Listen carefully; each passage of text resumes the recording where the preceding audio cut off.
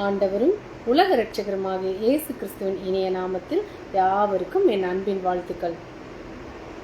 வல்லமை உண்டு உண்டு அற்புத வல்லமை இயேசுவே இரத்தத்தால்.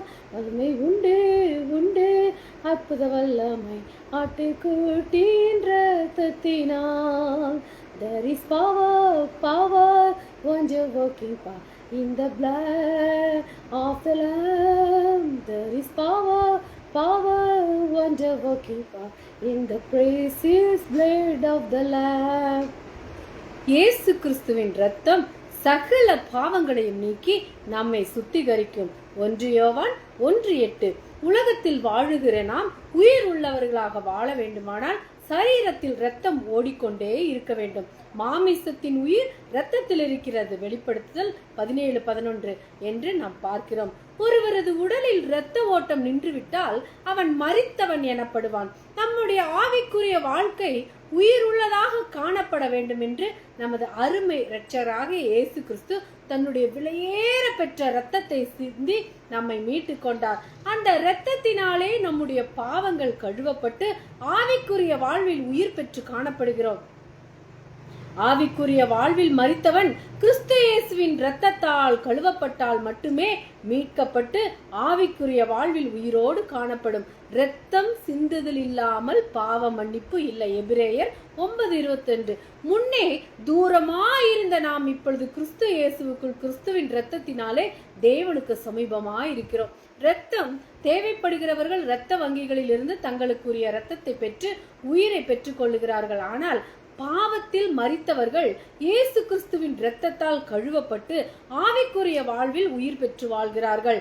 எத்தனையோ பரிசுத்தவான்கள் இரத்தம் பூமியில் சிந்தப்பட்டது என்றாலும் நம்முடைய தேவனாகிய இயேசு கிறிஸ்துவின் இரத்தம் சிந்தப்பட்டால்தான் மனிதன் பாவமும் சாபமும் அக்கிரமமும் நோயும் நீங்கி சுகம் பெற்று வாழுகிறான். தேவன் அளிக்கும் உன்னத ஆசீர்வாதம் இதுவே. தேவன் தம்முடைய ஒரே பேரான குமாரனை விசுவாசிக்கிறவன் எவனோ அவன் கெட்டு போகாமல் நித்திய ஜீவனை அடையும்படிக்கு அவரை தந்தருளி இவ்வளவாய் உலகத்தில் அன்பு கூர்ந்தார். யோவான் 3:16. உலகத்துக்கு நித்திய ஜீவனை குறித்து அக்கறையே இல்லை. இயேசு நித்திய ஜீவனை கொடுக்கும்படி உலகத்திற்கு வந்தார். ஜீவனை கொடுக்க வந்த தேவனுக்கு உலகம் மரணத்தை கொடுத்தது. அந்த மரணத்தினால் நித்திய ஜீவன் உண்டு என்பதை உலகம் அறியவில்லை என்றாலும் தேவனை விசுவாசித்து அவருடைய இரத்தத்தால் மீட்கப்பட்டவர்களுக்கு நித்திய ஜீவன் உண்டு. சரீர பிரகாரமான மரணம் உலகத்தில் உண்டானாலும் அழியாத நித்திய ஜீவன் பரலோகத்தில் உண்டு. என்னிடத்தில் விசுவாசமாயிருக்கிறவனுக்கு நித்திய ஜீவன் உண்டு என்று இயேசு சொன்னபோது யூதர்கள் தங்களுக்குள்ளே வாக்குவாதம் பண்ணினார்கள். அதற்கு இயேசு அவர்களை நோக்கி, நீங்கள் மனுஷகுமாரனுடைய மாமிசத்தை புசியாமலும் அவருடைய இரத்தத்தை பானம் பண்ணாமலும் இருந்தால் உங்களுக்குள்ளே ஜீவன் இல்லை என்று மெய்யாகவே மெய்யாகவே உங்களுக்கு சொல்லுகிறேன் என என் மாம்சத்தை புசித்து என் இரத்தத்தை பானம் பண்ணுகிறவனுக்கு நித்திய ஜீவன் உண்டு. நான் அவனை கடைசி நாளில் எழுப்புவேன். என் மாமிசம் மெய்யான போஜனமாய் இருக்கிறது, என் இரத்தம் மெய்யான பானமாய் இருக்கிறது. என் மாம்சத்தை புசித்து என் இரத்தத்தை பானம் பண்ணுகிறவன் என்னிலே நிலைத்திருக்கிறான், நானும் அவனிலே நிலைத்திருக்கிறேன். ஜீவனுள்ள பிதா என்னை அனுப்பினது போலவும் நான் பிதாவினால் பிழைத்திருக்கிறது போலவும் என்னை புசிக்கிறவனும் என்னாலே பிழைப்பான். வானத்திலிருந்து இறங்கின அப்பம் இதுவே. இது உங்கள் பிதாக்கள் புசித்த மன்னாவை போலல்ல. அவர்கள் மரித்தார்களே, இந்த அப்பத்தை புசிக்கிறவனே என்றென்றைக்கும் பிழைப்பான் என்றார். யோவான் 6:53 முதல் 58 வரை. இயேசு கிறிஸ்துவின் மாமிசத்தை புசித்து அவர் இரத்தத்தை பானம் பண்ணுகிறவனுக்கு நித்திய ஜீவன் உண்டு. நாம் நினைவு கூறும்படியாக அப்பத்தையும் திராட்சரசத்தையும் பானம் பண்ணுகிறோம். இப்படி நம் இயேசு கிறிஸ்துவின் பாடு மரணங்களை நினைவு கூர்ந்து செயல்படும் போது தேவனாகிய கர்த்தர் வரும்போது மரித்தவர்களாக காணப்பட்டால் கர்த்தர் எழுப்புவார். உயிரோடு காணப்பட்டால் அவரோடு எடுத்துக்கொள்ளப்பட்டு நித்திய ஜீவனை பெற்று காணப்படுவோம். இயேசு கிறிஸ்துவின் இரத்தம் சமாதானத்தையும் ஒப்புரவதாக்கலையும் செய்யும் வல்லமை உள்ளது. அவர் சிலுவையிலே சிந்தின இரத்தத்தினாலே சமாதானத்தை உண்டாக்கி பூலோகத்தில் உள்ள பரலோகத்தில் உள்ள யாவையும் அவர் மூலமாய் தமக்கு ஒப்புரவாக்கி கொள்ளவும் அவருக்கு பிரியமாயிட்டு. கொலோசியர் 1:20. அக்காலத்தில் நாம் கிறிஸ்துவை சேராதவர்களும் இஸ்ரவேலுடைய காணாட்சிக்கு புறம்பானவர்களும் வாக்குத்தத்தத்தின் உடன்படிக்கைகளுக்கு அந்நியரும் நம்பிக்கையுமா இல்லாதவர்களும் இவ்வுலகத்தில் தேவன் அற்றவர்களுமாய் இருந்தீர்கள் என்று நினைத்துக் கொள்ளுங்கள். முன்னே தூரமாய் இருந்த நீங்கள் இப்பொழுது கிறிஸ்து இயேசுவுக்குள் சமீபமானீர்கள். அவருடைய கிறிஸ்துவின் இரத்தத்தினாலே கிறிஸ்து இயேசுவுக்குள் சமீபமானீர்கள். தேவனுக்கு நாம் பகைஞர்களாய் இருந்தோம். இயேசு கல்வாரி சிலுவையில் சிந்தின இரத்தத்தினாலே நமது பாவங்கள் சுத்திகரிக்கப்பட்டதால் நாம் தேவனுடன் ஒப்புரவாகி இருக்கிறோம். புற ஜாதிகள் எண்ணப்பட்ட நாம் தேவனுடைய சபைக்கு புறம்பாக இருந்து வந்தோம். இயேசு கிறிஸ்துவின் இரத்தத்தினாலே நாம் பிதாவினிடத்தில் சேரும் ஸ்லாக்கியம் பெற்றோம். இப்பொழுது இயேசு கிறிஸ்துவின் இரத்தத்தினாலே நாம் பரலோகத்துக்குரியவர்களாக மாற்றப்பட்டோம். ஆகையால் நாம் இனி அந்நியரும் பரதேசிகளுமாய் இராமல் பரிசுத்தவான்களுடைய ஒரே நகரத்தாரும் தேவனுடைய வீட்டாருமாக்குவதுதான் இயேசு கிறிஸ்துவின் இரத்தமே. இயேசு கிறிஸ்துவின் இரத்தத்தால் பிதாவிடம் சேரும் தைரியம் உண்டாயிருக்கிறது.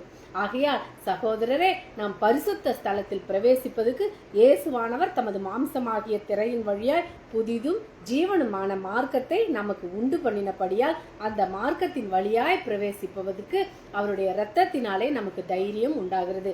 எபிரேயர் 10:19-20. இயேசு கிறிஸ்துவின் இரத்தம் நம்மை அவருடைய பிள்ளைகளாக மாற்றியிருப்பதால் பிதாவிடம் தைரியமாய் சேரும் ஸ்லாக்கியம் பெற்று இருக்கிறோம். நாம் பாவம் செய்து தேவ மகிமைக்கென்று காணப்பட்ட போது கல்வாரியில் இயேசு கிறிஸ்து சிந்திய இரத்தத்தாலே மீட்கப்பட்டு இயேசு கிறிஸ்துவோடு சேர்ந்து வாழும் பாக்கியத்தை பெற்று காணப்படுகிறோம். இயேசு கிறிஸ்துவின் இரத்தத்தினால் சாத்தானை ஜெயிக்கவும் முடியும். பாவம் நிறைந்த உலகத்தில் இந்த இரத்தத்தினால் உயிர் பெற்று வாழ முடியும். கள்ளனை தேவனுடைய பிள்ளையாக மாற்றியதும் இயேசு கிறிஸ்துவின் இரத்தமே. பாவிகளுக்காய் பரிந்து பேசுவதும் இந்த இரத்தமே. பரிசுத்தவான்களை பரிசுத்தமாக்குவதும் இயேசு கிறிஸ்துவின் இரத்தமே. 100க்கு அதிபதி தேவனை மகிமைப்படுத்த வைத்து இயேசு கிறிஸ்துவின் இரத்தமே. பாவிகளை மனந்திரும்ப செய்வதும் இயேசு கிறிஸ்துவின் இரத்தம். இந்த இரத்தத்தினால் தேவனிடம் பிரவேசிப்பதற்கு தைரியம் பெற்று காணப்படுகிறோம். இயேசு கிறிஸ்துவின் இரத்தம் சாத்தானை ஜெயிக்கும். ஆட்டுக்குட்டியின் இரத்தத்தினாலும் தங்கள் சாட்சியின் வசனத்தினாலும் அவனை ஜெயித்தார்கள். வெளிப்படுத்துதல் 12:11. இயேசு கிறிஸ்துவின் இரத்தத்தால் சாத்தானை ஜெயிக்கலாம். ஒவ்வொரு தேவனுடைய பிள்ளைகளும் இயேசு கிறிஸ்துவின் இரத்தத்தை விசுவாசத்தோடு அறிக்கை செய்ய வேண்டும். இயேசு கிறிஸ்துவின் இரத்தம் வல்லமை நிறைந்தது. அதனாலே சாத்தானை ஜெயிக்க முடியும் என்று விசுவாசிக்க வேண்டும். நீதி உண்டாக இருதயத்திலே விசுவாசிக்கப்படும், ரட்சிப்பு உண்டாக வாயினாலே அறிக்கை பண்ணப்படும். ரோமர் 10:10 என்ற வசனத்தின்படி நாம் நமது வாயிலிருந்து இயேசு கிறிஸ்துவின் இரத்தம் என்று சொல்லி அறிக்கை செய்து சாத்தானை முறிக்க வேண்டும். ஆட்டுக்குட்டியானவரின் இரத்தத்தாலும் சாட்சியின் வசனத்தாலும் சாத்தானை மேற்கொள்ளலாம், ஜெயிக்கலாம். நம் இயேசுவின் இரத்தத்தின் மேல் விசுவாசம் உள்ளவர்களாய் இயேசுவின் இரத்தத்தை அனுதினமும் நம் வாயிலே அறிக்கை செய்து நமது சகல எல்லைகளிலும் நமது சரீரங்களிலும் பூச வேண்டும். நாம் எண்ணெயை ஒரு போதகரிடம் கொண்டு ஜெபிக்க கொடுக்கும் போது அது ஒரு சாதாரண எண்ணெய் தான். ஆனால் அந்த போதகர் ஜெபித்த போது அது இயேசு கிறிஸ்துவின் இரத்தமாக மாறிவிடும் என்பதை நாம் விசுவாசிக்கிறோம். அந்த இயேசு கிறிஸ்துவின் இரத்தத்தினாலே சாத்தானை ஜெயிக்கிறோம், சரீரத்தில் சுகம் பெறுகிறோம். இயேசு கிறிஸ்துவின் இரத்தம் எவ்வளவு அற்புதமானது என்பதை நாம் விசுவாசித்து கிரியை நடப்பிக்கும் போது நாம் எடுக்கும் எல்லா காரியங்களிலும் சாத்தானை மடங்கடித்து வெற்றி பெற்றுக் கொள்ளுகிறோம். அருமையான தேவனுடைய பிள்ளைகளே, இயேசு கிறிஸ்துவின் இரத்தத்தை உங்கள் வாயிலே விசுவாசத்தோடு தைரியமாய் உச்சரித்து உங்கள் வீடு, கணவன், மனைவி, பிள்ளைகள், வாகனங்கள் அனைத்தின் மேலும் இயேசு கிறிஸ்துவின் இரத்தத்தை தெளிக்க வேண்டும். எல்லாவற்றையும் இயேசு கிறிஸ்துவின் இரத்த கோட்டைக்குள்ளாக ஒப்பு கொடுத்து ஜெபிக்க வேண்டும். நீங்கள் பயப்படும் போது கூட விசுவாசத்தோடு இயேசு கிறிஸ்துவின் இரத்தம் ஜெயம் என்று சொல்லி ஜெபிக்கலாம். இயேசு கிறிஸ்துவின் இரத்தம் பூசப்பட்ட இடத்துக்கு சாத்தான் வரவே முடியாது. இரத்த கோட்டைக்குள்ளே நாம் இருப்போமானால் சாத்தானும் வர முடியாது, எந்த தீங்கும் நேரிடவும் செய்யாது. இயேசு கிறிஸ்துவின் இரத்தத்தை அசட்டை செய்தவர்கள், குற்றமில்லாத இரத்தத்தை நான் காட்டி கொடுத்ததினால் பாவம் செய்தேன். மத்தேயு 27:4. யூதாஸ் இயேசு கிறிஸ்துவின் சீடன். அவன் இயேசு கிறிஸ்துவால் ஜீவன் பெற்று உலகத்தில் வாழ்ந்தான். அவனுக்குள் நித்திய ஜீவனை பெற்றுக்கொள்ளும் பாக்கியம் கிடைக்கவில்லை. முடிவு பரியந்தம் இயேசுவோடு நிலைத்து நிற்க முடியவில்லை. காரணம், அவனுக்குள் காணப்பட்ட பாவம் அவனை ஆட்கொண்டதால் தான் அவனை நித்திய ஜீவனை அவனால் பெற்றுக்கொள்ள முடியாமல் போயிற்று. இச்சையானது கர்ப்பம் தரித்து பாவத்தை பிறப்பிக்கும்.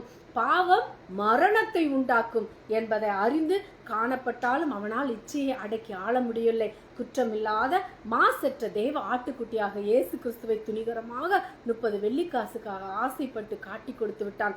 அவன் மரண ஆக்கினிக்குள்ளாக தீர்க்கப்பட்டதை கண்டு மனஸ்தாபப்பட்டு அந்த 30 வெள்ளிக்காசை பிரதான ஆசாரியத்துக்கும் மூப்பரிடத்துக்கும் திரும்ப கொண்டு வந்து குற்றமில்லாத இரத்தத்தை நான் காட்டி கொடுத்ததினால் பாவம் செய்தேன். அவன் வெள்ளிக்காசை தேவாலயத்தில் எரிந்துவிட்டு புறப்பட்டு போய் நாண்டு கொண்டு செத்தான்.